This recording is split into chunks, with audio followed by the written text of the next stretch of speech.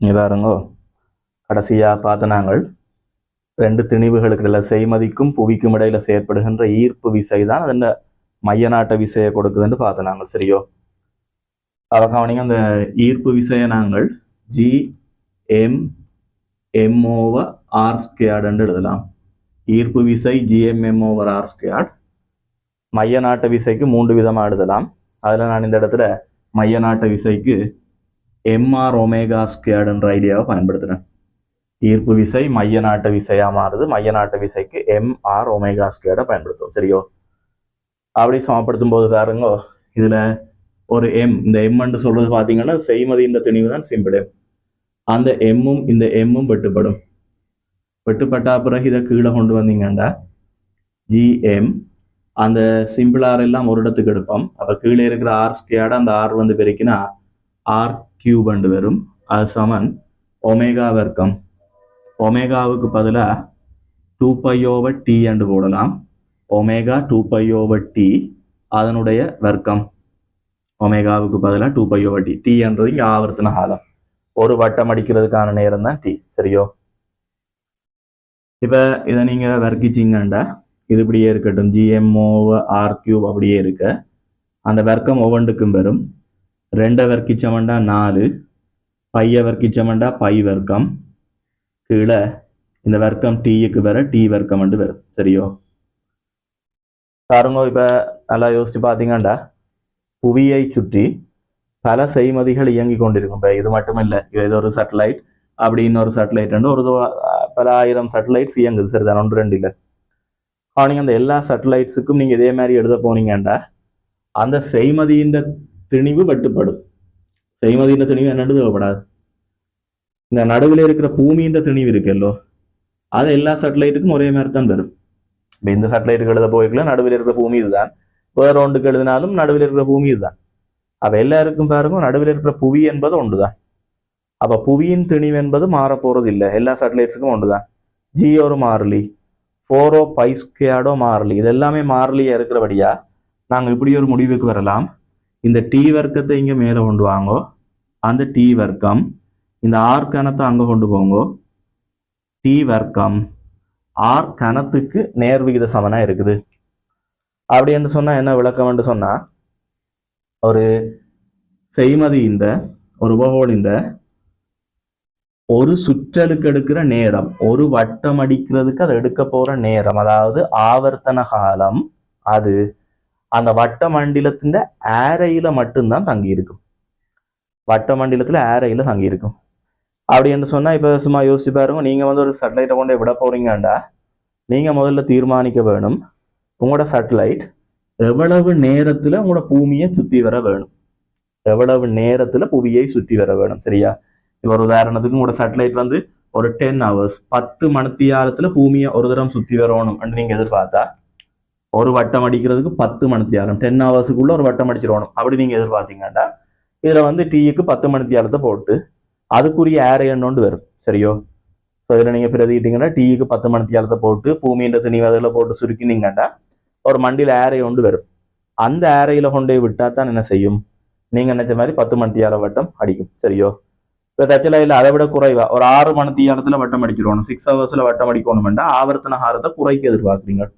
அப்படி இதை நீங்கள் குறைக்க வேணுமெண்டா ஏரையை குறைக்க வேணும். பெரிய ஏரை உள்ள வட்டத்தில் விடாதீங்க, கொஞ்சம் சின்ன ஏரை உள்ள வட்டத்தில் விடுங்க. அப்போ உங்களோட ஆவர்த்தன காலம் உங்களோட தேவை என்னன்றதை பொறுத்து அதுக்குரிய மண்டில ஏரைய தீர்மானிச்சாதான் அதுக்குரிய ஆவர்த்தனத்துல அது வட்டம் அடிக்கும் சரியோ. அடுத்தது கவனிங்க, ஏதாவது 2 செய்மதி, இப்போ ஏதோ ஒரு செய்மதி இருக்குது, இன்னும் ஒரு செய்மதியும் இருக்குது. 2 செய்மதிக்கு ஒரே ஏரை அமையுமாக இருந்தா இவர் வட்டம் அடிக்கிற வட்ட மண்டலத்தின் ஏரை என்னவோ அதே அளவு ஏரையில தான் நம்ம இன்னொரு பேரும் வட்டம் அடிப்பாரா இருந்தா ஏரை சமனா இருந்தா 2 பேருக்கும் ஆவர்த்தன காலம் சமனா இருக்கும். இவர் 6 மணித்தியாலத்துல வட்டம் அடிச்சா அவரும் 6 மணித்தியாலத்துல வட்டம் அடிப்பார், ஒரே ஆவர்த்தன காலம் வரும் சரியோ. அவ கீழே என்ன செய்யுங்க, ஒவ்வொரு பாயிண்ட் ஃபார்ம்ல எழுதி கொண்டு வருவோம்.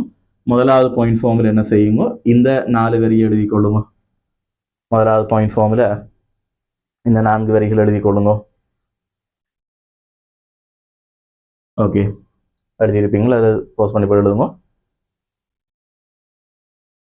அதை எழுதிட்டீங்கன்னா அடுத்த பாயிண்ட் ஃபார்ம்ல எழுதுங்க. அடுத்த பாயிண்ட் ஃபார்மில் எழுதுங்க.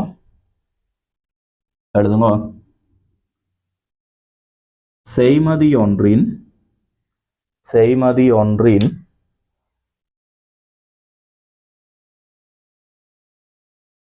ஒன்றின் ஆவர்த்தன காலம்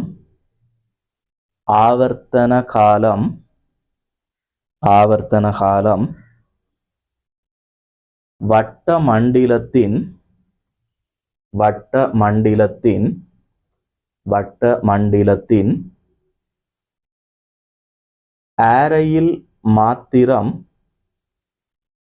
மண்டலத்தின் ஆரையில் மாத்திரம் தங்கியுள்ளது.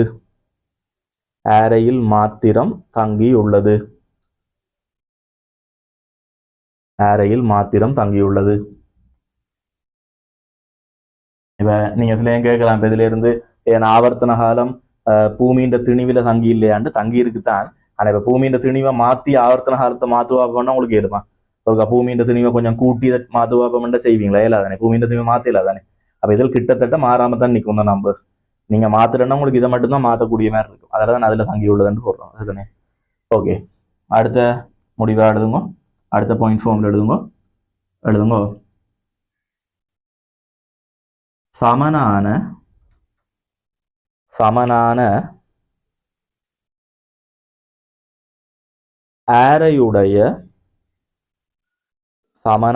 ஆரையுடைய வட்ட மண்டலத்தில் இயங்கும் உபகோள்கள்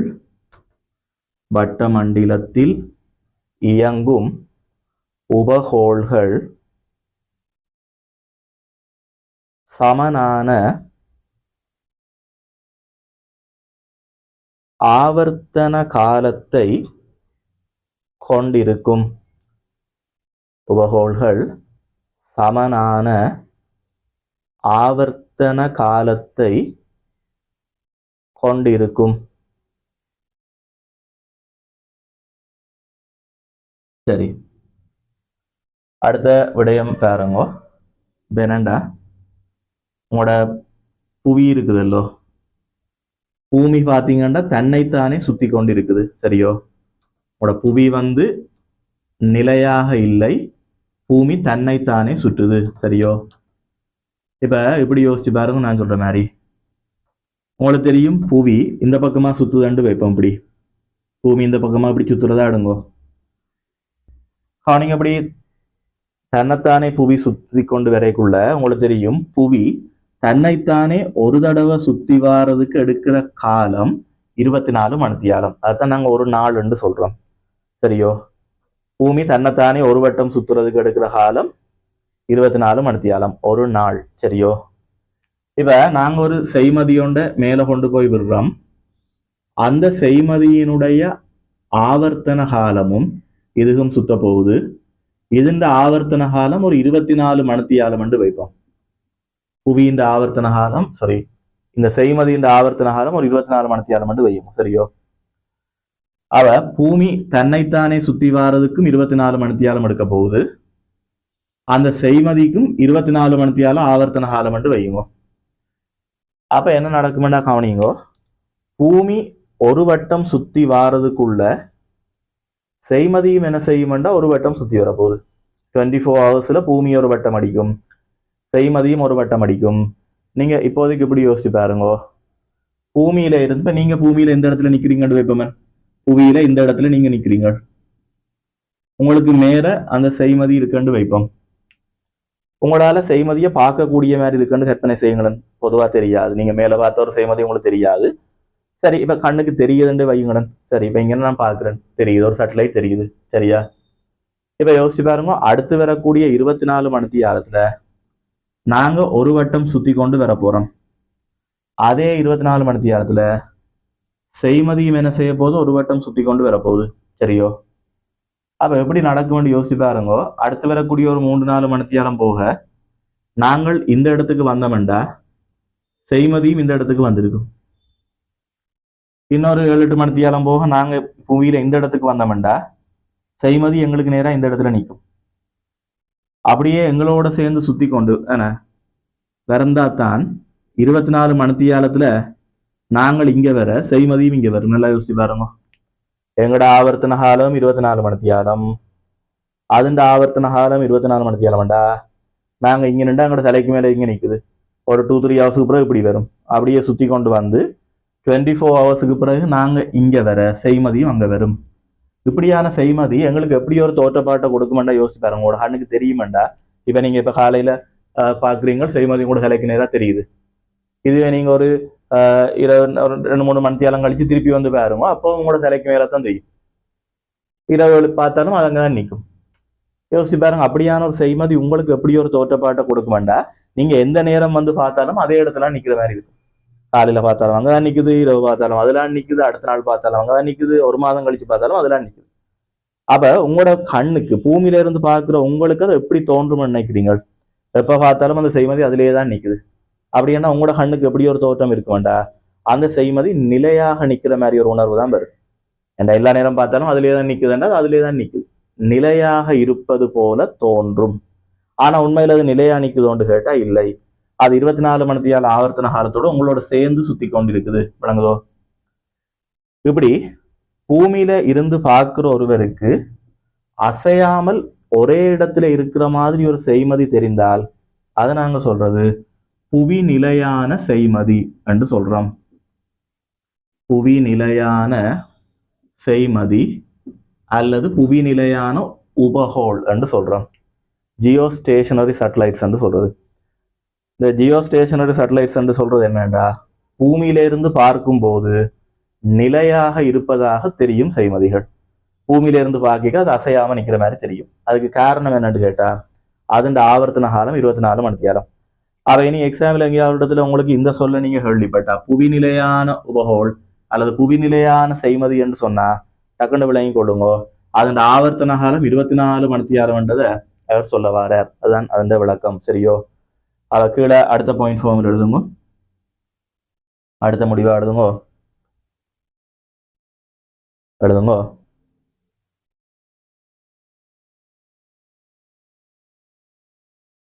புவியிலிருந்து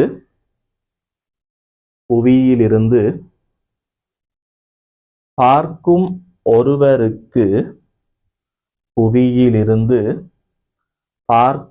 ஒருவருக்கு நிலையாக தோன்றும் செய்மதிகள்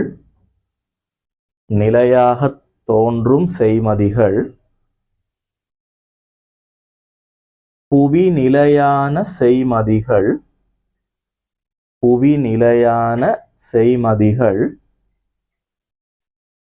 எனப்படும்.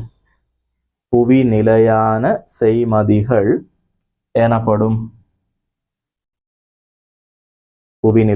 செய்மதிகள் எனப்படும்.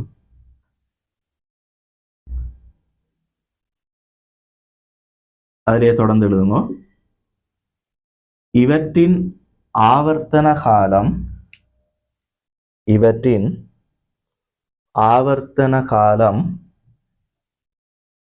24 மணித்தியாலங்கள் ஆகும். இவற்றின் ஆவர்த்தன காலம் 24 மணித்தியாலங்கள் ஆகும்.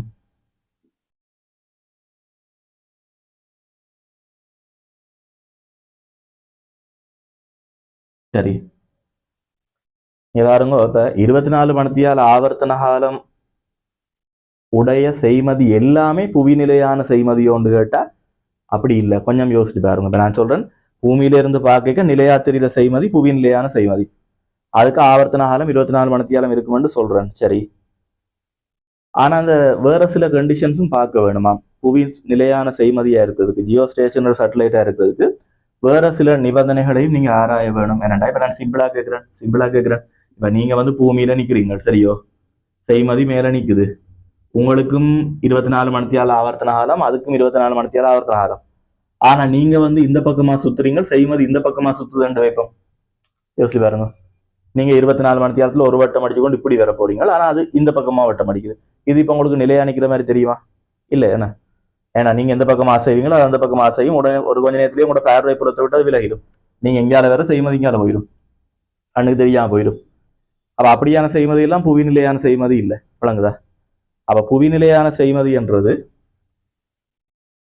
வேற சில நிபந்தனைகளையும் திருப்தி செய்ய வேணும். அது என்னென்ன நிபந்தனைகளை திருப்தி செய்யணும்னு கேட்டா, ஒன்று ஆவர்த்தன காலம் 24 மணித்தியாலம் இருக்க வேணும், அது ஒரு கண்டிஷன்.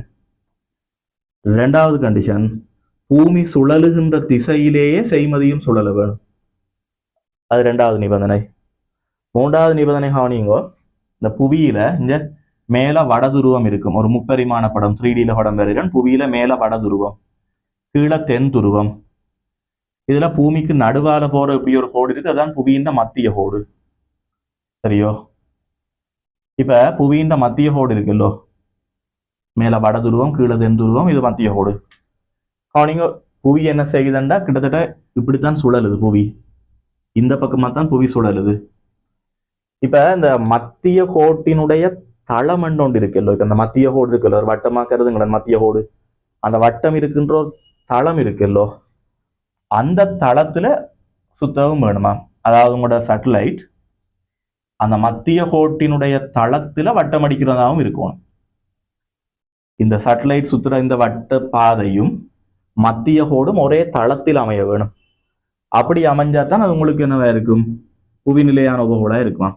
இப்போ வேற வேற மாதிரி தளங்கள்ல சுத்தி விட்டுதானே புவி நிலையான உபகோள் இல்லை. இப்படி இப்படி எல்லாம் சுத்தலாம் தானே புவியத்துக்கு, அந்த மாதிரி சுத்துற சேட்டலைட் எல்லாம் புவி நிலையானது இல்லை. புவி சுழல்ற திசையிலே சுழலவும் வேணும், மத்திய கோட்டின் தளத்தில் சுழற்சி இருக்க வேணும், 24 மணித்தியால ஆவர்த்தன காலம் இருக்க வேணும். எவ்வளவு நிபந்தனை இருந்ததுன்றது தான் அது என்னவா இருக்கும், புவி நிலையான உபகோளா இருக்கும். இது உங்களுக்கு 2025ல எஸ்ஏ கேள்வியில வந்தது ஈர்ப்பு புலம். இப்போ ஓரளவுக்கு நீங்க இன்றைக்கு படிக்கிற விடயங்களோட போய் 2025ஆம் ஆண்டு பாஸ் பேப்பர் இருந்தால் ஈர்ப்பு புலம் எஸ்ஏ கேள்வி சும்மா முழுமையாக ஒர்க் பண்ணுது, உங்களுக்கு ஈஸியா ஆன்சர் சொல்லக்கூடிய மாதிரி இருக்கும். அவ கவனிங்க, அந்த 25ல வந்த இதுல இந்த மூண்டையும் கேட்டிருந்தவர். ஆனா இது வந்து கவனிங்க 25ல கேட்கறதுக்கு முதல்ல 1-2 ஆண்டுகளுக்கு முதல் ராயல் காலேஜ் பேப்பர்ல, ஆனால் ராயல் பேப்பர் ஒன்றுல வந்த கேள்வியில கேட்டிருந்தவங்க புவி நிலையான செய்மதிக்கு என்னென்ன நிபந்தனை இருக்க வேணும்ண்டு. அப்ப அதுல அந்த மேலதிகமா இந்த விடயங்களும் கதைக்கப்பட்டது, சரியோ? சரி, அப்ப இங்க பாருங்க, இப்ப இந்த 3 விடயங்கள் தேவைப்படும். அடுத்தது கவனிங்க, இப்படியான புவி நிலையான உபகோள்களை நாங்க என்னத்துக்கு பயன்படுத்துறோம் என்று கேட்டா, 24 hours ஆவர்த்தன காலம் உள்ள செய்மதிகள் என்னத்துக்கு பயன்படுத்தப்படுதுன்னு கேட்டா, பொதுவாக கவனிங்க இந்த தொலைக்காட்சி ஒலிபரப்புகள், அடுத்தது கவனிங்க கவரேஜ், உங்களுக்கு தேவையான கவரேஜுகள், என்ன அதாவது இணைய வழி இணைப்புகளுக்கு தேவை, இணைய வழி இணைப்புகளுக்கு தேவை, தொடர்பாடலுக்கு தேவை, காலநிலை பற்றினதுக்கு தேவை. அப்ப அதுக்கெல்லாம் கவனிங்க இந்த புவி நிலையான உபகோள்களும் தேவை. அதான் சரியா உங்களோட ஏரியாவுக்கு மேல நின்று கொண்டு சரியா உங்களுக்கு தேவையானதை வழங்கி கொண்டே இருக்கும், சரிதானே? சுத்துற செய்மதியா இருந்தா கஷ்டம், சரியோ? அப்ப இலங்கைக்கு மேல இப்ப இலங்கைக்கு ஒரு சன் டிவி நெட்வொர்க்கை கொடுக்கணும்டா, இலங்கையை டார்கெட் பண்ற மாதிரி அங்க ஒரு செய்மதி நின்று கொண்டே இருக்கணும். அது சரியா எப்போதும் இலங்கைக்கு ஒரே இடத்துலயே நின்று கொண்டிருக்கும். அவதான் சரியா இலங்கைக்கான இதை கொடுத்து கொண்டிருக்கும். அது இப்ப இந்த மாதிரி சுத்தி கொண்டு இருந்துச்சுன்னா நடக்கும், அது ஒருக்கா இலங்கையை சந்திக்கும், பிறகு வேற எங்கேயோ போயிடும். அப்படி போற செய்மதியை வச்சுக்கொண்டு தனியா அந்த இதை கொடுக்கல, அது சொல்றவங்க. அப்ப இதுகளுக்கு புவி நிலையான செய்மதிகள் தேவைப்படும். அப்ப நீங்க கீழே எழுதி கொள்ளுங்க, அடுத்த பாயிண்ட் ஃபார்ம்ல எழுதுங்க. ஓர் செய்மதி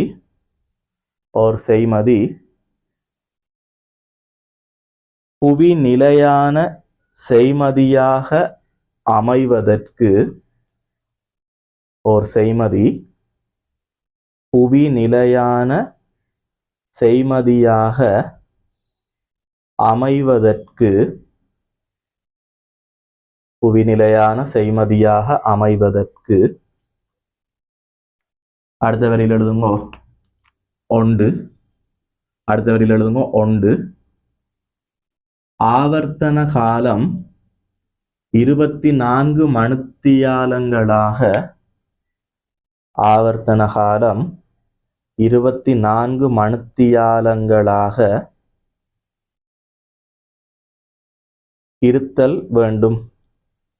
ஆவர்த்தன காலம் 24 மணித்தியாலங்களாக இருத்தல் வேண்டும். அடுத்தது 2, புவியின் சுழற்சி திசையில் புவியின் சுழற்சி திசையில்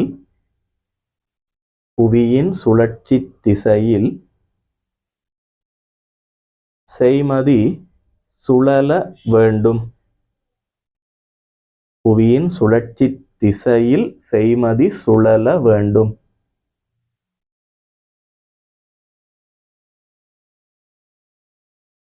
மூன்று புவியின் மத்திய கோட்டின் தளத்தில்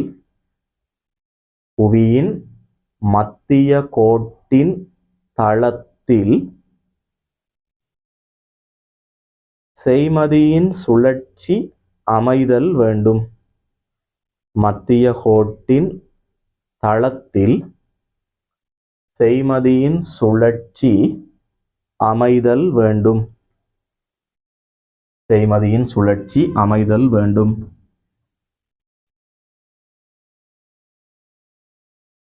அடுத்த பாயிண்ட் ஃபார்மில் எழுதுங்க.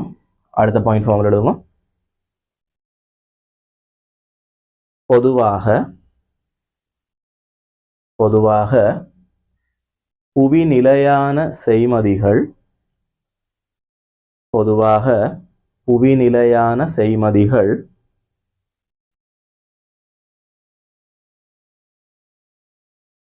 தொடர்பாடல்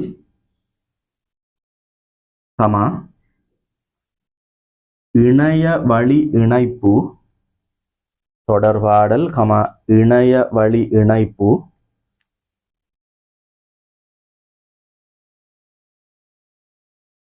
காலநிலை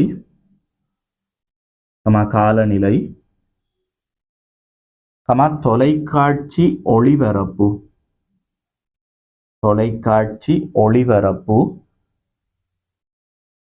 போன்ற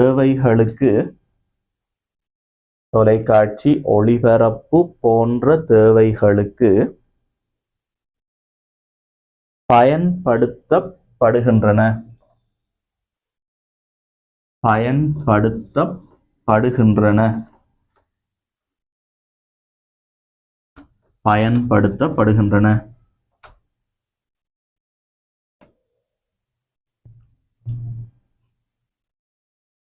சரி, இப்ப புவியை சுற்றி ஒரு செய்மதி இயங்கிக் கொண்டிருக்குது. திருப்பியும் பூமியின் திணிவை கேபிட்டல் எம் எடுப்போம், அந்த செய்மதியின் திணிவை சிம்பிள் எம் எடுப்போம். இப்ப இது என்ன செய்யுது? வட்ட பாதையில இயங்குது. இப்ப பாத்தீங்கன்னா இதுக்கும் இடையில செயற்படக்கூடிய ஈர்ப்பு விசை அதுக்கு மைய நாட்ட விசையை கொடுக்குது, வட்டம் அடிக்குது. இப்ப இந்த செய்மதியின் வேகத்தை v என்று எடுத்துக்கொண்டிருக்கோம். இப்ப உங்களுக்கு தெரிஞ்சிருக்க வேண்டிய அடுத்த விடயங்கள் என்னண்டா, இப்படி ஒரு செய்மதி வட்டம் அடிக்கும் போது அந்த செய்மதியிட்ட இருக்கக்கூடிய சக்திகள், பொதுவாக அப்படியான வட்டம் அடிக்கிற செய்மதிட்ட என்னென்ன சக்தி இருக்கும்? ஒன்று இயங்குறதன் காரணமா இயக்க சக்தி இருக்கும், இன்னொன்று அழுத்த சக்தி இருக்கும். இதுக்கான கோவைகள் பற்றி உங்களுக்கு கட்டாயம் தெரிஞ்சிருக்க வேணும். சரியோ? அவ முதலாவது நான் என்ன செய்கிறேன், இந்த வட்ட மண்டலத்தின் ஏரைய சிம்பிள் ஆர்ன்னு எடுத்துக்கொள்வோம். இவர்கிட்ட இருக்கிற அழுத்த சக்தி எவ்வளவு, அதுக்கான ஒரு கோவையை நான் இப்ப எடுக்கிறேன் பாருங்க. அழுத்த சக்திக்கான கோவையை இப்படி எழுதலாம்னு நினைக்கிறேன். அழுத்த சக்திக்கு சமன்பாடு B × M. இதான் ஒரு செய்மதியின் அழுத்த சக்திக்கு சமன்பாடு B × M. B என்று சொல்றது அந்த புள்ளியின் ஈர்ப்பழுத்தம். பாருங்க, ஒரு M திணிவுடைய ஹோலின் மையத்தில இருந்து R தூரத்துல ஈர்ப்பழுத்தத்துக்கு சமன்பாடு நாங்க படிச்சோம். அது -gm/r. ஒரு M திணிவுடைய ஹோலின் மையத்திலிருந்து R தூரத்தில் உள்ள புள்ளிக்கு இந்த கோள் கொடுக்கிற ஈர்ப்பழுத்தம் -gm/r. அந்த -gm/r அதுல நிக்கிற திணிவு சிம்பிள் எம்மால பெருக்க வாரது. இது அந்த செய்மதியிட்ட இருக்கிற அழுத்த சக்திக்கான கோவையாக இருக்கும். அது -gm/m/சிம்பிள் r என்று வரும். இது அழுத்த சக்திக்கு கோவை. அப்போ ஒரு செய்மதியின் அழுத்த சக்திக்கு கோவையை சொல்லக்கூடிய மாதிரி இருக்க வேணும். சரியோ? அதே போல அடுத்ததா இவர்கிட்ட இருக்கிற இயக்க சக்தி, கைனடிக் எனர்ஜி, இயக்க சக்திக்கான ஒரு கோவையை நான் இப்ப எடுக்கிறேன்னு பாருங்க. பொதுவாக இப்ப இயக்க சக்தி என்று சொன்னா நீங்க எப்படி சொல்லுவீங்க? திணிவேம் வேகம் v என்று சொன்னா இயக்க சக்தி அரையம் v வர்க்கம் என்று சொல்ல போறீங்க. அந்த அரையம் v வர்க்கத்துக்கான ஒரு கோவையை தான் நான் இப்ப எடுக்க போறேன். எப்படி எடுப்போம்டா, நாங்கள் இப்படி சொல்லுவோம், இவருக்கும் இவருக்கும் இடையில செயற்படுகின்ற ஈர்ப்பு விசை அவருக்கு மைய நாட்டு விசையை கொடுக்குதுன்னு எழுதலாம். ஈர்ப்பு விசை Gmm/r². இந்த ஈர்ப்பு விசை அவருக்கு மைய நாட்ட விசையை கொடுக்குது. மைய நாட்ட விசைக்கு நான் இன்றைக்கு mv²/r என்ற சமன்பாட்டை பயன்படுத்துறேன். மைய நாட்ட விசைக்கு mv²/r பயன்படுத்துவோம். சரியோ? பாருங்க, அதுல ஒரு m வெட்டக்கூடிய மாதிரி தான் இருக்குது. ஆனால் வெட்டாதீங்க. செய்மதியின் திணிவை வெட்டலாம், வெட்ட வேணாம், இருக்கட்டும். ஒரு ஆறை மட்டும் வெட்டுங்க, பரவாயில்ல. ஒரு ஆறை வெட்டினா அப்புறம் அங்கே என்ன இருக்குது? mv வர்க்கம். இங்க Gmm/r என்ன செய்யுங்க, ரெண்டு பக்கத்திலையும் ஒரு அரையால பெருக்கி விடுங்க. சரியோ? அப்ப எம்ம வெட்டினா அப்புறம் இங்க என்ன இருக்குது? Gmm/r சிம்பிள் ஆர் இருக்குது. அங்க என்ன இருக்குது என்றால் mv வர்க்கம் இருக்குது. ரெண்டு பக்கத்திலையும் ஒரு அரையால பெருக்குங்கோ. பெருக்கினா இது அரை mv வர்க்கம். இதால பெருக்கினோம்டா இங்கேயும் ரெண்டு வரும். சரியோ? அங்கால வர அரை mv வர்க்கம் தான் இயக்க சக்தி. திணிவு வேகம் b என்றா ½ mv² இயக்க சக்தி. இதை நீங்க கைனட்டிக் எனர்ஜி என்று போடலாம். அதை நான் முன்னுக்கு எழுதுறேன். நீங்க விருப்பம்டா இதுல KE என்று போட்டு அது சமன் இதை எழுதி பிறகு KE முன்னுக்கு எடுத்து இன்னொரு வரி எழுதுறேன் எழுதுங்க. நான் சுருக்கி எழுதுறேன். இதை KE என்று சொல்லலாம். அந்த KE நான் முன்னுக்கு கொண்டு வரேன். கைனட்டிக் எனர்ஜிக்கான கோவை இது வரும். இதாங்கால எழுதுறேன். Gmm/2r. இது ஒரு உபகோல்ட்ட இருக்கிற இயக்க சக்திக்கான கோவை. Gmm/2r. சரியோ? அதே போல அடுத்ததா கடைசியா அந்த உபகோல்ட்ட இருக்கிற மொத்த சக்தி என்ன, டோட்டல் எனர்ஜி என்னன்னு கேட்டா இது இந்த மொத்த சக்திக்கான கோவை. அது நீங்க ரெண்டையும் கூட்ட வேணும். அதுகிட்ட இருக்கிற இயக்க சக்தியையும் அழுத்த சக்தியையும் கூட்டினீங்கன்னா மொத்த சக்தி வரும். இயக்க சக்திக்கு ஒரு கோவை அங்க எடுத்து வச்சிருக்கிறீங்க. அது Gmm/2r. இது இயக்க சக்திக்கான கோவை. சக அழுத்த சக்திக்கான கோவை அங்க இருக்குது.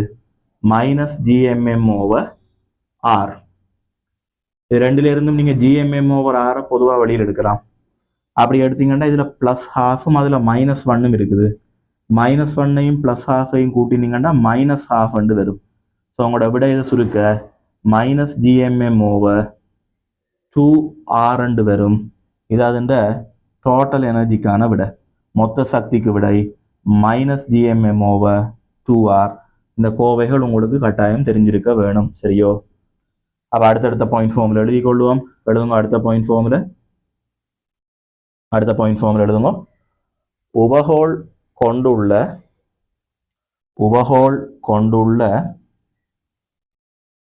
அழுத்த சக்தி, உபகோள் கொண்டுள்ள அழுத்த சக்தி PEN அழுத்த சக்தி PEN அது கீழே இந்த 3 வரி எழுதுங்க. அது கீழே இந்த 3 வரி எழுதுங்க. PE கான இந்த 3 வரி.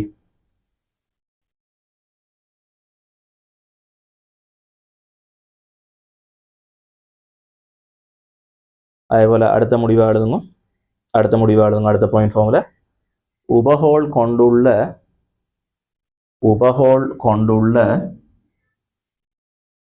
இயக்க சக்தி, உபகோள் கொண்டுள்ள இயக்க சக்தி KEN உபகோள் கொண்டுள்ள இயக்க சக்தி KEN உபகோள் கொண்டுள்ள இயக்க சக்தி KEN. அது கீழே இந்த 3 வரி எழுதுங்க. வீடியோ போஸ்ட் பண்ணி போட்டு இந்த 3 வரி எழுதுங்க. எழுதிட்டீங்க. அடுத்த பாயிண்ட் ஃபார்ம்ல எழுதுங்க. உபகோள் கொண்டுள்ள மொத்த சக்தி, உபகோள் கொண்டுள்ள மொத்த சக்தி TEN உபகோள் கொண்டுள்ள மொத்த சக்தி TEN.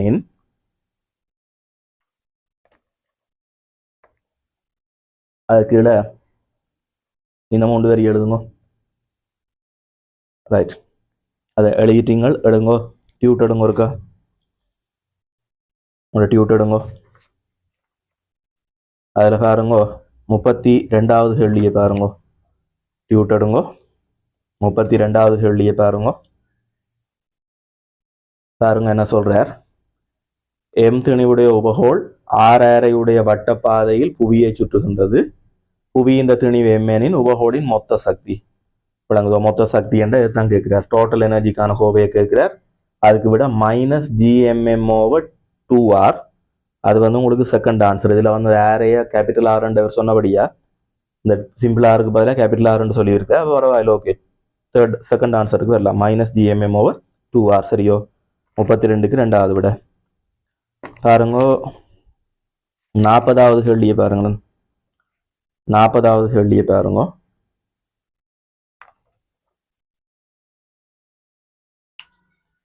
பாருங்கோ, புவியை சுற்றி வட்டப்பாதையில் இயங்கும் ஓர் உபகோளின் இயக்கப்பாட்டு சக்தி, புவியீர்ப்பு அழுத்த சக்தி, மொத்த சக்தி ஆகியன KVE அது ஆகியவற்றினால் தரப்படுகின்றன. அந்த எழுத்தை திருத்தி விடுங்க. ஆகியவற்றினால் தரப்படுகின்றன. பின்வரும் தொடர்புடைமைகளில் எது உண்மையானது? பாருங்க என்னென்ன சொல்றார். புவியை சுற்றி வட்டப்பாதையில் இயங்கும் ஒரு உபகோள்னு சொன்னா சட்டலைட். இந்த கேள்வி 2024 ஆண்டு வந்திருக்கு, தெரியும். 2024 கேள்வி. அப்போ ஒரு சட்டலைட் புவியை சுற்றி இயங்குதாம். அதிண்ட இயக்கப்பாட்டு சக்தியை K என்று சொல்றார். இந்த இருக்கே, இந்த இயக்க சக்தியை K என்று சொல்றார். அவர் K என்று சொன்னது இதுதான், சரியோ? அடுத்தது பாருங்க, அழுத்த சக்தியை V என்று சொல்லியிருப்பார். அழுத்த சக்தின்ற இதை V என்று சொல்றார். அடுத்தது மொத்த சக்தியை E என்று சொல்றார். டோட்டல் எனர்ஜியை E என்று தாரார். இது மூன்றுக்கும் இந்த குறியீட்டை பாவிக்கிறாராம். அப்ப உங்களுக்கு தெரியணும் இதுல என்னண்டா, இந்த சமன்பாடுகள் உங்களுக்கு தெரிஞ்சிருக்க வேணும். பாருங்க 24ல வந்த கேள்வி. இந்த இடத்துல உங்களுக்கு இந்த சமன்பாடுகள் தெரியாம இதுக்கு இடையிலான தொடர்பு நீங்க சொல்ல மாட்டீங்க. அதுல போய் நின்று எழுதி மினக்கட்டு கொண்டிருக்க கூடாது. ஓரளவுக்கு சும்மா டக்குன்னு மனதில் வரணும். அப்ப அந்த அளவுக்கு கொஞ்சம் ஞாபகம் வச்சு கொண்டீங்கன்னா நல்லா. இங்க பாருங்க, உங்களுக்கு இந்த 3 கோவையும் பார்க்க உங்களுக்கு விளங்க வேணும். இதை போல இது டபுள்ன்றது விளங்கணும். பருமன்ல பாருங்க, இதுல கீழே 2 இருக்குல்லோ, இதுல அந்த 2 காண இல்லையோ. அப்படி என்று சொன்னா என்ன விளக்கம்ண்டா, இதனை 2ஆல பெருக்கினோம்டா இது வரும். இதை நீங்க 2ஆல பெருக்கும்போது இது வரும். இந்த 2 பெட்டுப்படி இது வரும். ஸோ இதை போல இது டபுள் பெருமானம் உள்ளதுன்றது மனதில் வச்சுக்கொள்ளுங்க. அதே நேரம் பாருங்க, இதுக்கும் பருமன்ல சமனா இருக்கு பாருங்க. அது GMM/2R, இதுக்கும் GMM/2R. பட் இது மைனஸ். அது ஒன்றுதான் வித்தியாசம், சரியோ? மொத்த சக்தி மைனஸ்ல வருது. வேறது கவனிங்க, அழுத்த சக்தி மைனஸ்ல வாரது ஏன் மைனஸ்ல வருதுன்றதை பற்றி இதுக்கு முதல் வகுப்புல பார்த்தனாங்க, சரியோ? போன கிளாஸ் நேற்றைய வீடியோல பார்த்துருப்போம், சரியோ? அழுத்த சக்தி ஏன் மைனஸ்ல வருதுன்னு பார்த்தனாங்க. அப்ப அழுத்த சக்தி மைனஸ்ல எவ்வளவு வாரபடியா அதோட இயக்க சக்தியும் கூட்டி மொத்த சக்தி மைனஸ்ல வந்து நிற்குது. அது பெரிய பிரச்சனை இல்லை. இது பாருங்க, இதுக்கும் சமபெருமன், இதுக்கும் சமபெருமன். ஆனா என்ன, ஒரு பிளஸ் மைனஸ்ல வித்தியாசப்படுது. ஆனா இதை போல டபுள், சரியோ? சரி, ஆன்சர்ஸை பார்ப்போம், நேரடியாக விடையை பார்ப்போம். ஃபர்ஸ்ட் என்ன சொல்றார்? E = -K என்று சொல்றார். எது உண்மையானது என்று கேட்கிறார். E = -K. அந்த E இதை போல மைனஸ் பெருமானம் உடையதாம். சரி நினைக்கிறேன். இதைத்தானே K என்று சொல்றார். இவ்வளத்தையும் தானே K என்று சொல்றார். இதுதான் K ஆம். அதை மைனஸால பெருக்கினா இதுதான் K ஆம். அதை மைனஸால பெருக்கினா E வருமா? கிட்டத்தட்ட சரிதான். முதலாவது விட சரியா தான் இருக்குது. எதுக்கு மற்ற விடைகளுக்கு பார்த்துட்டு போவோம். 2வது பாருங்க, V = -K. இந்த V இதுண்ட மைனஸுக்கு சமனா இருக்குமா? அப்படி வராது. இந்த K இந்த பெருமானம் இதை மைனஸால பெருக்கினா இது வருதோ இல்லையல்லோ. அப்ப V = -K பிழை. 3வது V E. Vயும் Eயும் சமனா? இதுக்கும் சமனா இருக்குதோ இல்லை. இங்க கீழே 2 இருக்குது, அங்க இல்ல. அப்ப அது ரெண்டும் சமன்ன்றது பிழை. 4வது K = -2E. இந்த K இத மாதிரி 2 மடங்குக்கு சமனா? இதை 2ஆல பெருக்கினோம்ன்றது வருமோ? வராது. இது சமன். K E என்று தான் பெறணும், -E என்று தான். ஸோ 4வது பிழை. 5வது K V என்றதும் பிழை தானே. இதுக்கு சமன்ன்ற கதையும் பிழை தானே. அப்ப இருக்கிறதுக்குள்ள உங்களுக்கு ஃபர்ஸ்ட் ஆன்சர் சரி. 40க்கு முதலாவது வரும். ஓகே, இப்ப கோப்பியில எழுதுங்க பார்ப்போம். முதலாவது கேள்வி, இந்த தியரி கீழே முதலாவது கேள்வியா எழுதுங்க. நான் சொல்றத எழுதுங்க.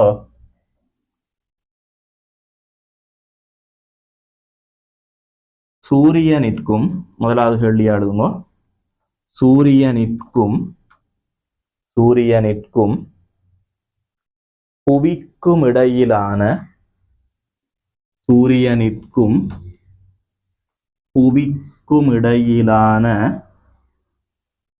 சராசரி இடைத்தூரம் சராசரி இடைத்தூரம்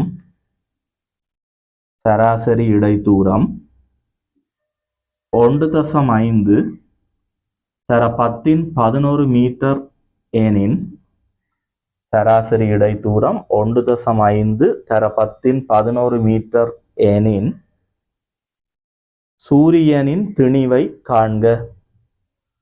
சூரியனின் திணிவை காண்க.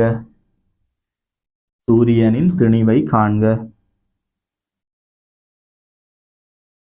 கேள்வின முடிவில் இந்த தரவை சேர்த்துக் கொள்ளுங்க. ஜி சமன் 6.7 தர 10 ஜியின் அலகு எப்படி வரும்? எஃப் சமன் G m1 m2 over R square. அதில் ஜிக்கு அலகு எழுதினீங்கன்னா இதுக்கு நியூட்டன் வரும், இதுக்கு மீட்டர் வர்க்கம், இந்த கிலோகிராம் வர்க்கம் இங்கே வர கிலோகிராம் -2 நியூட்டன் கிலோகிராம் -2 மீட்டர் வர்க்கம். கேள்வின முடிவில் இந்த ஜி இந்த பெருமானம் அலகு எழுதிக்கொள்ளும்.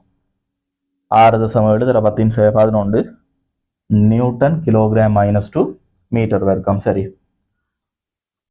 பாருங்க உங்களுக்கு இப்ப என்ன சொல்றாருண்டா, சூரியனுக்கும் புவிக்கும் இடையிலான சராசரி இடைத்தூரம் எவ்வளவுன்றது ஆறார். அவ இங்க பாருங்க, உங்களுக்கு தெரியும் நடுவில் சூரியன் இருக்குது. உங்களோட சூரியனை புவி என்ன செய்து சுத்தி இயங்குது. ஆனா உண்மையில கவனிங்க, இந்த சூரியனை புவி சுத்தி வாரது ஒரு நீள்வட்ட பாதையில. சரியான தியரி இப்படி பார்த்தா சூரியன் இந்த இடத்துல இருக்க, சூரியனை உங்களோட புவி என்ன செய்தான் ஒரு நீள்வட்ட பாதையெல்லாம் சுத்தி வருகுதான். சரியோ, ஒரு நீள்வட்ட பாதை, அது இப்படி ஒரு வடிவத்திலாம் சுத்தி வரும். ஆனா இப்ப இந்த கேள்விக்காக நாங்க என்ன செய்யறோம்னா சராசரி இடைத்தூரம் என்ற ஒரு சொல்ல பயன்படுத்தியிருக்கார். அவரேஜான இடைத்தூரம். ரெண்டாவது கிட்டத்தட்ட இப்ப சில இடங்கள்ல தூரமா போகும், சில நேரங்கள்ல கிட்ட வரும். எல்லாத்துக்கும் சேர்த்து சராசரியா பூமி சூரியனுக்கு ஒரு 1.5 தர 10 மீட்டர் தூரத்துல இருக்கிறது எடுக்க. அவரேஜா ஒரே அளவு தூரத்துல நிக்கிற மாதிரி எடுக்கட்டாம். சரியோ, அப்படி எடுத்துக்கொண்டு சூரியன் திணிவை மதிப்பிடுற மாதிரி கேட்டுவிட்டார். வேறொரு தடவையும் தர இல்லை. சூரியன் திணிவு என்னன்னு கேட்டுட்டார். அவ உங்களுக்கு தெரிய வேணும் என்னண்டா, இப்ப நடுவில் சூரியன் இருக்குது. சூரியன் திணிவை நாங்க கேபிட்டல் எம்மெண்ட் எடுப்போம், புவியின் திணிவை சிம்பிள் எம்மெண்ட் எடுப்போம். அந்த சூரியன் என்று சொல்லக்கூடிய அந்த பெரிய திணிவு புவி என்று சொல்லக்கூடிய சிறிய திணிவை தன்னை நோக்கி ஈர்க்கும். அவ இது ரெண்டுக்கு இடையில ஒரு ஈர்ப்பு விசை செயற்படும். அப்படி சூரியனுக்கும் புவிக்கும் இடையில செயற்படக்கூடிய அந்த ஈர்ப்பு விசை நான் சொல்றேன் புவியின் வட்ட இயக்கத்துக்கு தேவையான மைய நாட்ட விசையாக மாறுது என்று சொல்றேன். சூரியனுக்கும் புவிக்கும் இடையில செயற்படுகின்ற ஈர்ப்பு விசை புவியின் வட்ட இயக்கத்துக்கு மைய நாட்ட விசையா மாறுது. உங்களுக்கு தெரியும், இந்த புவி சூரியனை ஒரு தடவை சுத்தி வாரதுக்கு எவ்வளவு காலம் எடுக்கும்ன்றது உங்களுக்கு தெரியும். அதான் ஒரு வருடம். உங்களோட பூமி சூரியனை ஒருக்கா சுத்தி வாரதுக்கு எடுக்கிற காலம் தான் ஒரு வருடம், ஒரு ஆண்டு, 365 நாட்கள். அப்ப நான் சொல்றேன் புவியினுடைய இந்த சுழற்சிக்கான இந்த வட்டத்துக்கான ஆவர்த்தன காலம் உங்களுக்கு தெரியும். இப்ப நாங்க என்ன செய்வோம் என்றால் சூரியனுக்கும் புவிக்கும் இடையிலான ஈர்ப்பு விசையை புவியின் மைய நாட்ட விசைக்கு சமப்படுத்துவோம். சரியோ, ஆகவே இந்த இடத்துல வழக்கம் போல நான் சொல்ல போறேன் ஈர்ப்பு விசை மைய நாட்ட விசையா மாறுது.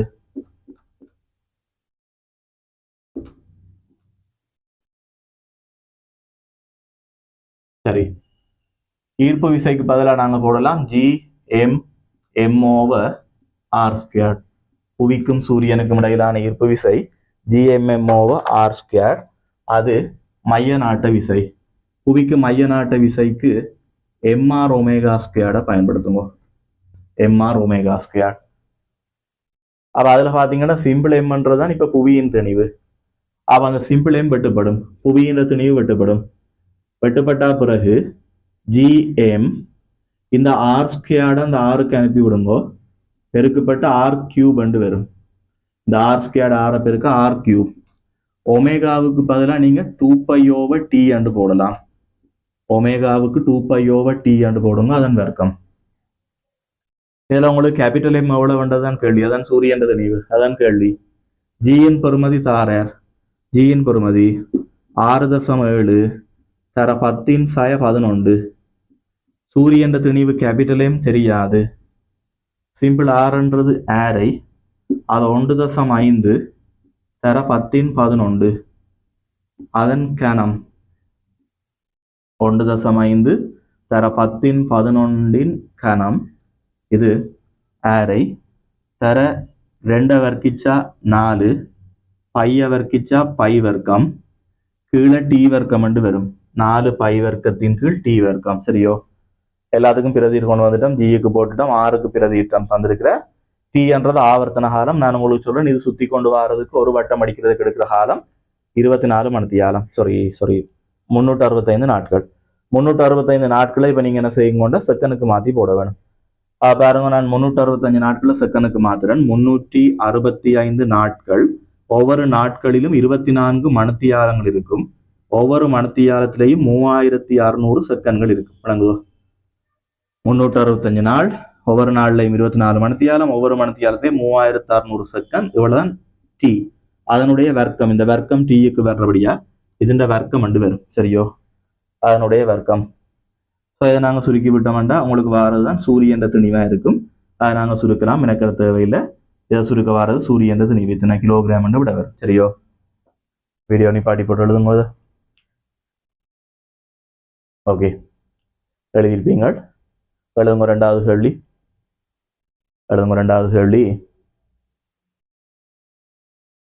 புவியின் ஆரை எழுதுங்க ரெண்டாவது கேள்வி புவியின் ஆரை 6400 கிலோமீட்டர் ஃபுல் ஸ்டாப் புவியின் ஆரை 6400 கிலோமீட்டர் ஃபுல் ஸ்டாப் புவி மேற்பரப்பில்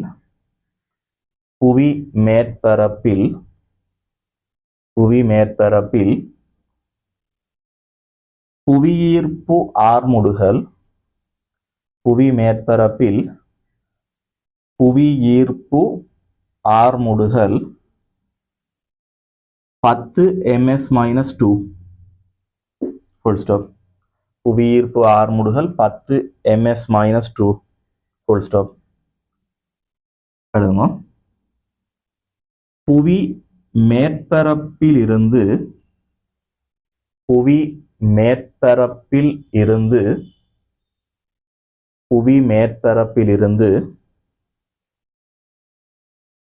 நிலையான உபகோள்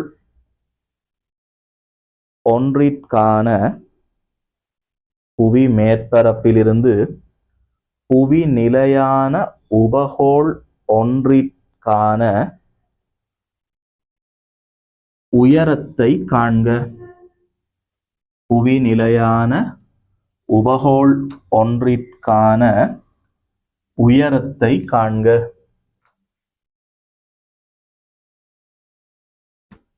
உயரத்தை காண்க ரைட் திருப்பியும் பாருங்க புவியை சுத்தி ஒரு உபகோள் இயங்குது இதுல உங்களுக்கு தாரார் பூமியின் ஆரை 6400 கிலோமீட்டர் தாரார் அதை கேபிட்டல் ஆர் வைப்போம் இப்ப மேலொரு உபகோள் புவியை சுத்தி இயங்குது அது புவி நிலையான உபகோள் என்று சொல்லி அது புவி மேற்பரப்பிலிருந்து எவ்வளவு உயரத்துல நிற்கும் என்று கேட்கிறார் சரியோ அப்ப நான் இந்த மேற்பரப்பிலிருந்து இதுக்கான உயரத்தை ஒரு சிம்பிள் எச் வைப்போம் ഇതിന്റെ വട്ടമണ്ഡലത്തിന്റെ ആരയെ വളക്കം പോലെ ഒരു സിമ്പിൾ ആർ வைப்போம் வட்டமண்டில ஆரை சிம்பிள் ஆர் எடுப்போம் சரியோ பாருங்க இது புவிநிலையான உபகோள் சொன்னா അതിന്റെ ஆவர்த்தன காலம் 24 மணித்தியாலமா இருக்கும் புவிநிலையான உபகோள் சொன்னபடியே ஆவர்த்தன காலம் 24 மணித்தியாலம் பூமியின் திணிவை கேபிட்டல் எம் வைப்போம் அந்த உபகோளின் திணிவை சிம்பிள் எம் வைப்போம் இப்ப நாங்க சொல்லலாம் இவருக்கும் இடையில செயற்படுகின்ற ஈர்ப்பு விசை அந்த உபகோள்ல செயற்படுகின்ற ஈர்ப்பு விசை அதுக்கு மைய நாட்ட விசையை கொடுக்குதுன்னு சொல்லலாம் அவ வழக்கம் போல எப்படி எழுதலாம் ஈர்ப்பு விசை இந்த கேபிட்டல் எம்முக்கும் அந்த சிம்பிள் எம்முக்குமான ஈர்ப்பு விசை GMM/r². அது மைய நாட்ட விசை MR⍵² கொடுக்குது என்று எழுதலாம் சரியோ பாருங்க இதுல ஒரு எம்மை வெட்டி விட்டா பிறகு நான் இந்த ஆர் இங்கே கொண்டு வந்து R³ இங்கே வச்சிருக்கலாம் அங்கே வச்சிருக்கலாம் எல்லாம் ஒன்றுதான் ஸோ R³ இப்படியே இருக்கட்டும் அது சமன் 2π/T முழுவதின் வர்க்கம் பாருங்க இந்த கேள்வியில் உங்கள்கிட்ட கேள்வி இப்போ என்னன்னா புவி மேற்பரப்பில் இருந்து ஒரு ஜியோ ஸ்டேஷனரி சேட்டலைட் எவ்வளவு உயரத்தில் இருக்க வேண்டதுதான் கேள்வி பூமியின் ஏரை தெரியும். நான் சொல்றேன், நீங்க இந்த வட்ட மண்டலத்தின் ஏரையை கண்டுபிடிச்சிட்டீங்கடா, சிம்பிள் ஆரை கண்டுபிடிச்சிட்டீங்கடா, அந்த சிம்பிள் ஆர்ல இருந்து இந்த கேபிட்டல் ஆரை கழிச்சு விட்டா அந்த எச் வருமென்று சொல்றேன். அப்ப கேபிட்டல் ஆர் உங்களுக்கு தெரியும். நீங்க கண்டுபிடிக்க வேண்டியது சிம்பிள் ஆர் என்னன்றது கண்டுபிடிக்கணும். இதுஇந்த மையத்திலிருந்து அது வரையான அந்த புதிய ஏரையை கண்டுபிடிக்கணும். கவனிங்க, அதுக்கு உங்களுக்கு மேற்பரப்பில் உள்ள ஈர்ப்பு ஆர்முடுகளுக்கு ஒரு கோவை தாரார். அது 10 தாரார். மேற்பரப்பில் உள்ள ஈர்ப்பு ஆர்முடுகள் 10 தாரார்லோ.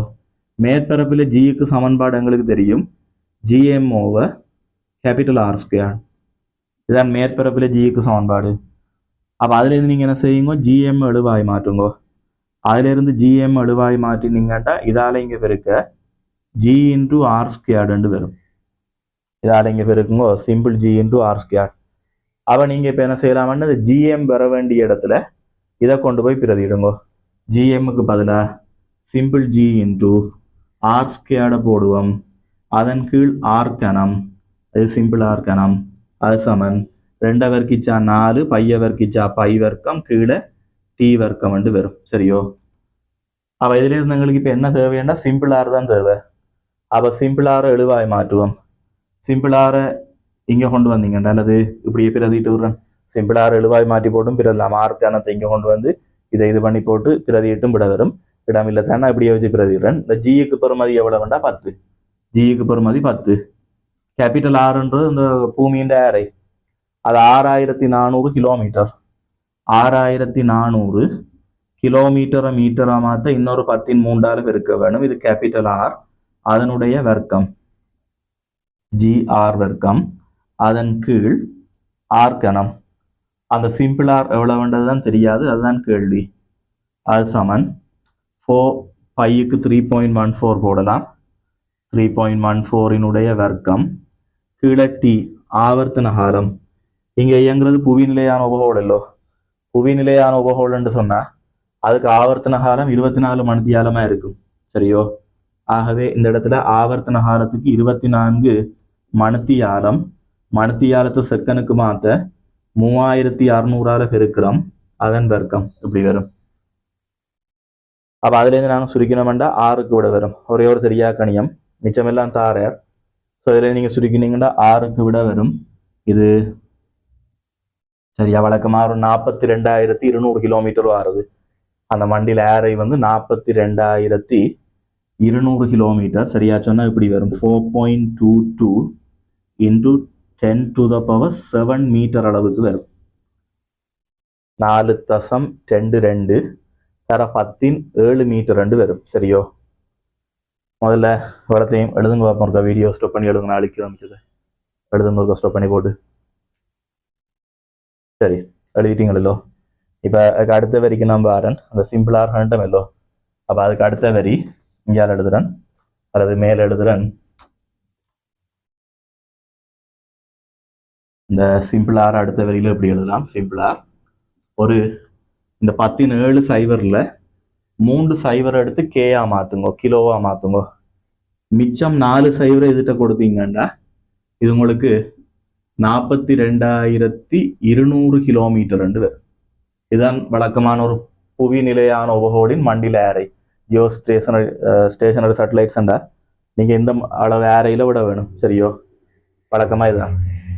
அப்ப இதுவே புவி மேற்பரப்பில் இருந்தான தூரம் என்றா, புவி மேற்பரப்பில் இருந்தான உயரம் என்னன்னு கேட்டா அதுக்கு அந்த எச்சை நீங்க எப்படி கண்டுபிடிக்கலாம்டா, சிம்பிள் ஆர்ல இருந்து கேபிட்டல் ஆரை கழிச்சு விடுங்க. இந்த சிம்பிள் ஆர்ன்றது இந்த மண்டில ஆரை, அதுல இருந்து கேபிட்டல் ஆரை கழிச்சா எச்சுக்கு விட வரும். சிம்பிள் ஆர் எவ்வளவு வேண்டா 42,200 கிலோமீட்டர். புவியின் ஆரை கேபிட்டல் ஆர் எவ்வளவு வேண்டா 6,400 கிலோமீட்டர். கழிச்சா அது உங்களுக்கு 35,800 கிலோமீட்டர் வரும். ரன்னளவா 35,800 கிலோமீட்டர் தூரம். புவி மேற்பரப்பிலிருந்து 35,800 கிலோமீட்டர் தூரத்துல ஒரு புவி நிலையான உபகோள் இருக்குமா? சரியோ? எழுதிக்கொள்ளுங்க. வீடியோ நிப்பாட்டி எழுதிக்கொள்ளுங்க.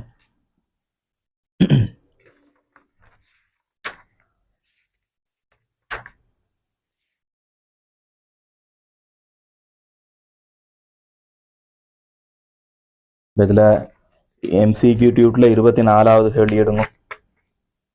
எம்சிக்யூ டியூட்டுக்கு வாங்க. 24வது கேள்வியை பாருங்க. 24. ஒரு புவி நிலையான உபகோள் ஏ ஆனது ஆரை ஆரையுடைய மண்டலம் ஒன்றில் இயங்குகின்றதாம். ஒரு புவி நிலையான உபகோளாம் 24 மணித்தியால ஆவர்த்தன காலம் உள்ள உபகோள், அதன் ஆரை ஆரையாம். சரியோ? சரி. பிறகு சொல்றார் வேறொரு புவி நிலையான உபகோள், அதுக்கும் புவி நிலையான உபகோள்னு சொல்றாரு. அவருக்கும் ஆவர்த்தன காலம் 24 மணித்தியாலம். ஆனா அது வந்து பாருங்க ஏயின் திணிவின் இருமடங்கான திணிவை உடையதாம். இன்னொரு சேட்டலைட் இருக்கு, கொஞ்சம் பேரமான சேட்டலைட்டாம். அதுண்ட ஆரை எப்படி இருக்குமென்று கேட்கிறார். உங்களுக்கு தெரியும், இந்த கணிப்புல நாங்க ஈர்ப்பு விசை மைய நாட்ட விசைக்கு சமன் எழுதும் போதே GMm over R squared MR omega squared எழுதும் போதே அங்க எம் வெட்டுப்பட்டுரும். அதாவது இந்த செய்மதியின் திணிவு வெட்டுப்பட்டுரும். அப்ப இந்த கணிப்புகள்ல பொதுவா செய்மதியின் திணிவு தாக்கம் செலுத்தாதுன்றதான் இந்த முடிவு. நீங்க என்ன திணிவு சேட்டலைட்ன்றது இங்க கதையே தேவையில்லை. நான் உங்களுக்கு இதுல இந்த ஆரை கீழே கொண்டு வந்து இப்படி எழுதி காட்டினான். ஜிஎம் ஓவர் ஆர் கியூப் அந்த ஒமேகாவுக்கு பதிலாக 2π/t ஹோல் திங் ஸ்கொயர்டு போடைக்குள்ள அதுல டி வர்க்கம் ஆர் கணத்துக்கு நேர்வீத சமன்ட்டு சொன்னான். அந்த இடத்துல உங்களுக்கு என்ன சொன்னான்டா, ஆவர்த்தன காலம் என்னத்துல தங்கி இருக்குமெண்டா ஆரையில தான் தங்கி இருக்கும். அப்ப 2 பேருக்கு ஆவர்த்தன காலம் சமனா அமைதுண்டா அந்த 2 பேருக்கும் ஆரை சமனா அமையும்னு சொன்னான். இத கேள்வியில பாத்தீங்கன்னா ஏ புவி நிலையான உபகோளாம், பியும் புவி நிலையான உபகோளாம். அப்ப 2 பேருக்கும் ஆவர்த்தன காலம் 24 மணித்தியாலம் தான். ஏக்கும் 24 மணித்தியாலம் தான், பிக்கும் 24 மணித்தியாலம் தான். அப்படி ஆவர்த்தன காலம் சமனா இருந்த ஆரை எப்படி வரும்? சமனா தான் வரும். அப்ப ஏயினுடைய ஆரை ஆரை என்றா இவருக்கும் அதே ஆரை தான் வரப்போகுது. ஃபர்ஸ்ட் ஆன்சர் வரும். 24க்கு முதலாவது வரும். 23 பாருங்க. 23 பாருங்க.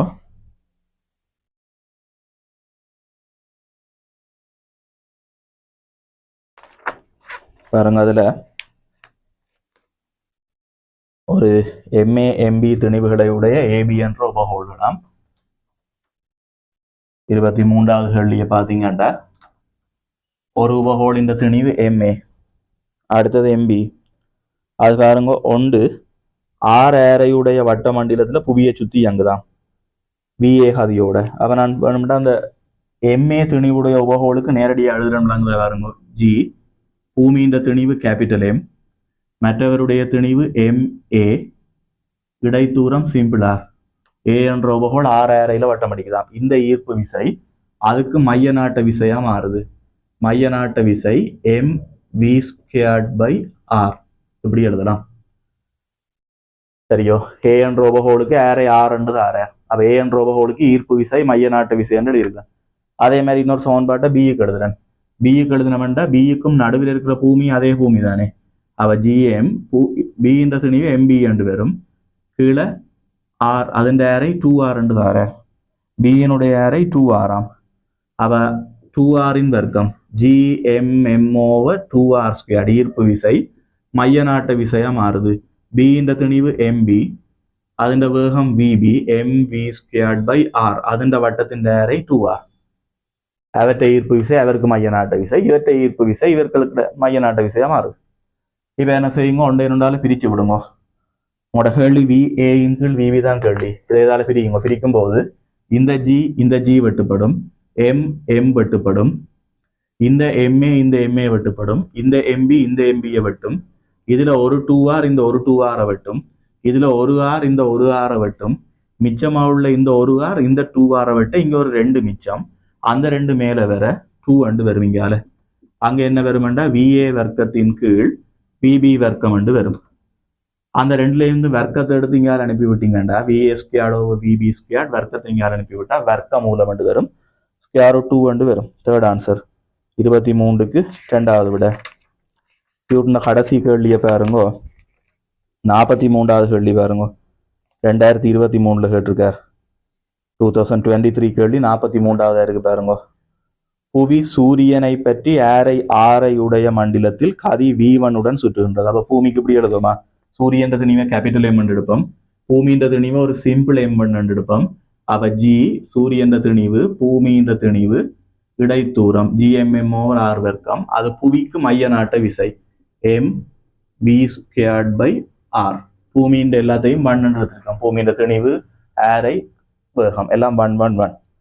அதே போல பாருங்க செவ்வாய் சூரியனை பற்றி R2 ஆரை உள்ள வட்டப்பாதையில V2ஓட சுத்துதான். அப்ப செவ்வாய்க்கும் சூரியனுக்கும் இடையில சூரியனுக்கும் செவ்வாய்க்கும் இடையில தாக்குற ஈர்ப்பு விசை எப்படி வரும்?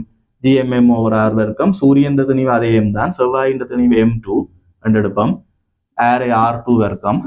அதுக்கு மைய நாட்ட விசை M2 MV²/R என M2 V2²/R2 வரும். இப்ப உங்கள்ட்ட கேட்டது என்ன? V1க்கு V2 கேட்கிறார். அப்ப ஒன்று இருந்தாலும் பிரியுங்க. பிரிச்சிங்கண்டா இந்த G வெட்டுப்படும், MM வெட்டுப்படும், இந்த M1 இந்த M1ஓட இந்த M2 இந்த M2ஓட இதுல ஒரு R1 இந்த ஒரு R1 இதுல ஒரு R2 இதுல ஒரு R2 வெட்டுப்பட்டு அங்காளி பக்கம் என்ன வரும்? V1 வர்க்கத்தின் கீழ் V2 வர்க்கம் வரும். சரியோ? V1²/V2². இங்கால என்ன வரும்டா இந்த ஒரு R2 மேல போய் R2வின் கீழ் R1 வரும். அப்படி அந்த பக்கம் ரெண்டுல இருந்தும் வர்க்கத்தை எடுத்து இங்கால அனுப்பி விடுங்க. அதை வர்க்க மூலமா மாறும். ஸோ V1இன் கீழ் V2க்கு விடை வர்க்க மூலம் R2வின் கீழ் R1 வரும். செகண்ட் ஆன்சர் வரும். 43க்கு 2வது விட. இந்த ஈர்ப்பு புலத்துல இன்னும் ஒரு கொஞ்சம் விடயம் இருக்குது. அடுத்த கிளாஸ்ல பார்ப்போம். சரியோ?